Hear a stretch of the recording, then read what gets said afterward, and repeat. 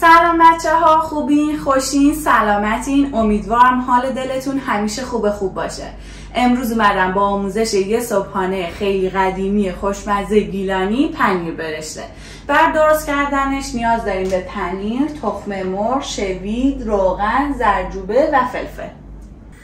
روغن که داغ شد حدوداً 3 قاشق غذاخوری پنیر بهش اضافه میکنیم.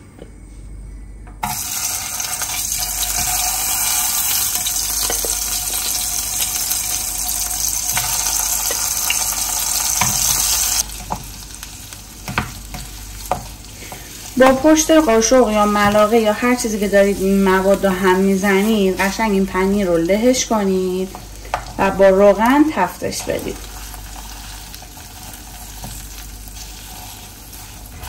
خب یک مقدار که تفت دادیم بهش شوید و زردچوبه و فلفل رو اضافه میکنیم.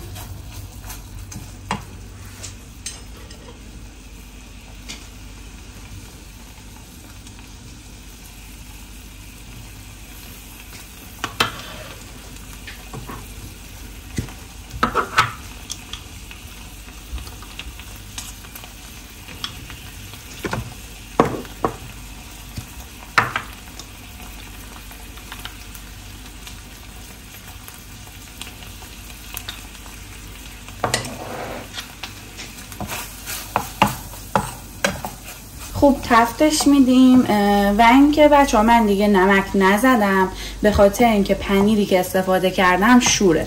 اگه شما از پنیری استفاده میکنید که کم نمکه بهش نمک بزنید، اگه نه مثل من پنیرتون شور بود دیگه نمک نزنید، چون تخم مرغ هم اضافه کنید بازم این شوریشو داره، با هم مخلوط میشه دیگه، نیازی به نمک نیستش.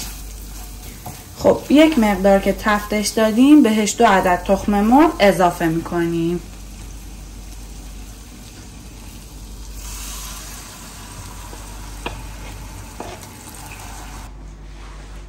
پنیر برشته به عنوان یک وعده صبحانه است، ولی چون گیلانی‌ها خیلی دوست دارن به عنوان وعده ناهار و شام در کنار برنج کته یا شوید پلو درست میکنن و میلش میکنن.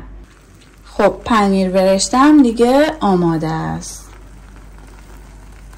اینم از آموزش پنیر برشته. امیدوارم که از این آموزش لذتشو برده باشید. اگه دوست داشتید ما رو به دوستاتون معرفی کنید. لایک، کامنت، سابسکرایب یادتون نره. تا آموزش‌های بعد، خدا نگهدار.